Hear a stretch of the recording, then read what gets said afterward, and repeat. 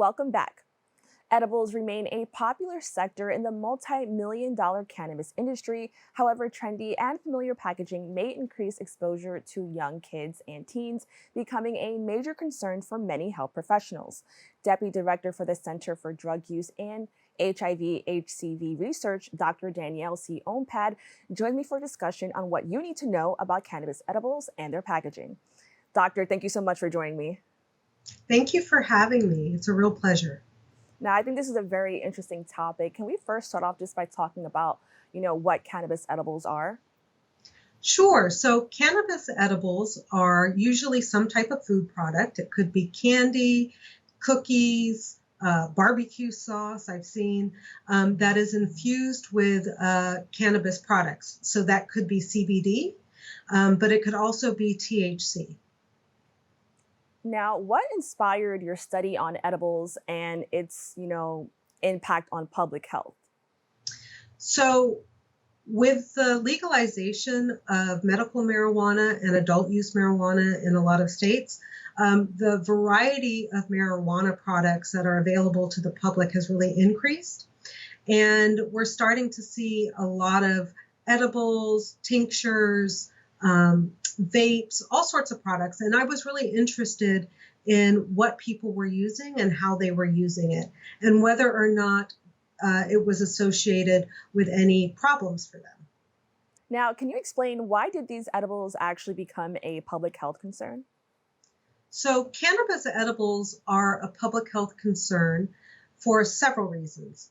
First of all, the edibles usually have relatively high THC content in the package, if not for each individual serving.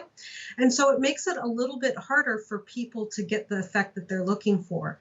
And often people will have too many edibles and have experiences of feeling too high. So to be clear, oftentimes one gummy, for example, is one dose. But when you go to eat gummies, typically that aren't cannabis infused, you're going to eat a handful, maybe even a whole package.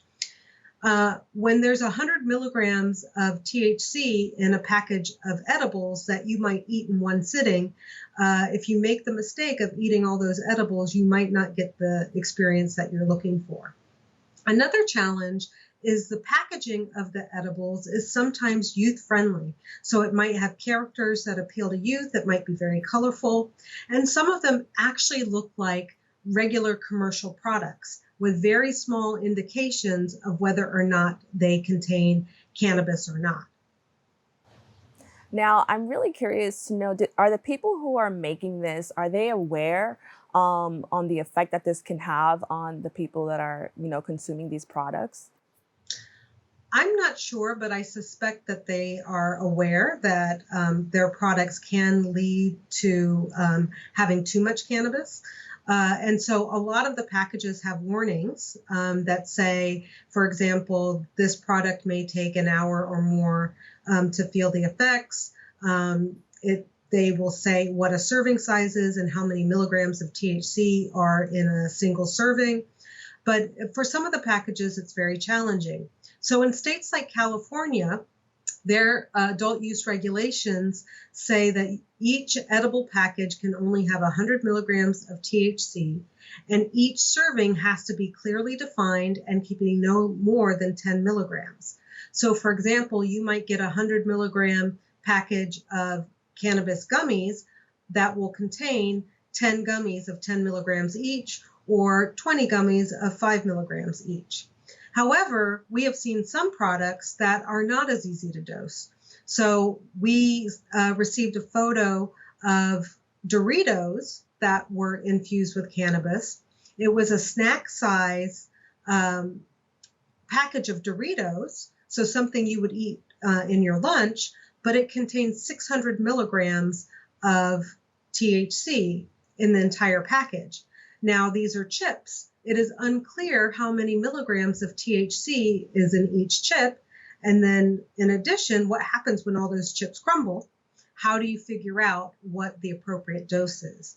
Keep in mind that the National Institute on Drug Abuse suggests that a dose is somewhere around 5 milligrams. Some people use 10, 20, or 30 milligrams, but nobody really needs to have 600 milligrams in one setting. That's probably not going to give you the effect that you want, and you may actually end up in the emergency room not feeling all that great. Now, we just saw a photo of the Doritos package, and I'm really shocked to see how closely it resembles a regular bag of chips. Can you just talk about how the packaging has contributed to the problem that we're seeing with edibles and maybe its exposure to young people?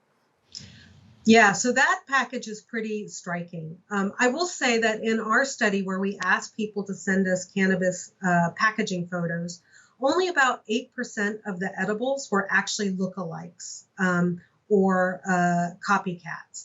And so the challenge with these is if you are not paying close attention, you're going to think, oh, these are just nerd ropes. These are just Doritos. I'm just going to eat the whole package. Even for an adult, the amount of THC in those packages is more than you would want to have in one sitting. For children, we don't want them to have any THC, and so that is problematic. So if you were to set those Doritos on a table with a package of regular Doritos, you might not be able to tell the difference at first glance. And who really inspects their snack food packages that closely? So we do run the risk of accidental dosing of people or people having more than they really want. Now, why are we seeing these copycats? I know you said it's not a huge amount, but why are we seeing that? Is it like a marketing technique or, what is the reason for people making these products look so close to things that we already see, like when we go to the supermarket and stuff like that? I suspect it's a marketing technique. Now, to be clear, these products are not available in regular grocery stores. They're typically available in dispensaries or smoke shops or something like that. Often when I've seen them in smoke shops, they're behind lock and key. And in the dispensaries, you have to be able to go in there. You have to be of age. I suspect it's a marketing campaign because people want tasty edibles and people like familiar foods. The byproduct of that is that it also may result in people who don't know about edibles accidentally eating them or children eating them because either they don't know that they're edibles or because they're like, ooh, these are cool edibles. Now, can you talk a little bit about the challenges users may face when they're taking edibles? Yeah, so the challenge with edibles and being somebody who's had them is that it takes a bit for them to kick in. So if you smoke marijuana, usually the effect is pretty immediate, right? You have a puff or two, and then within seconds or minutes, you start to get the effect that you're looking for. Edibles can take anywhere from 30 minutes to 2 hours before you start to feel an effect. And so for people who are not used to having edibles, they may think, oh, after 10 minutes, I don't feel anything. Let me have another one. Oh, I still don't feel anything. Let me have another one. And then an hour later, they're like, oh, now I feel it. And this is not the feeling that I was looking for. Now, does this pose any threat to the person who has taken them? Typically, people don't overdose on marijuana, but they can get very sick. They can feel quite out of control and not feel all that great. And there is a syndrome for some people who have had too much marijuana where they have continuous vomiting and end up in emergency rooms and very dehydrated. So it can really harsh your high, to put it colloquially, but it can also be very uncomfortable, make you feel very ill, and is really not the effect that people are trying to get out of their edibles. Now, I'm really interested to know what can be done to make sure that kids and young people aren't drawn to these products because of their, friendly or trendy packaging. What can be done to make sure that they're not gravitating towards that? So typically states that have medical or adult use marijuana laws have packaging requirements. In some states, it requires plain packaging where it's a single color package with a single color of ink, and they kind of look like very generic. So if you ever had like the government block of processed cheese, that was a white box with black writing on it. We had that a few times when I was growing up. That's kind of what some of these packages look like, depending on the state.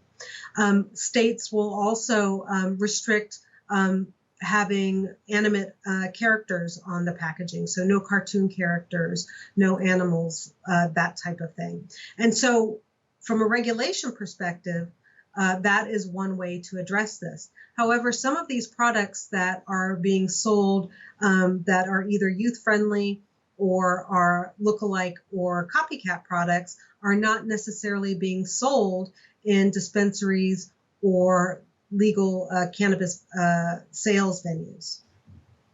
Now, I think this was a really interesting study. Where can people go to learn more? So you can go to my Twitter, which is at Danny Ompad, and we do tweet out about our publications related to marijuana. There's also some published peer-reviewed papers that are available if you have access. But if people tweet me or DM me on Twitter, I can make sure that you get access to the text if you're interested in the scientific articles. All right, Doctor, thank you so much for joining me. Thank you so much for having me. We'll be right back with more Open BxRx Tuesday.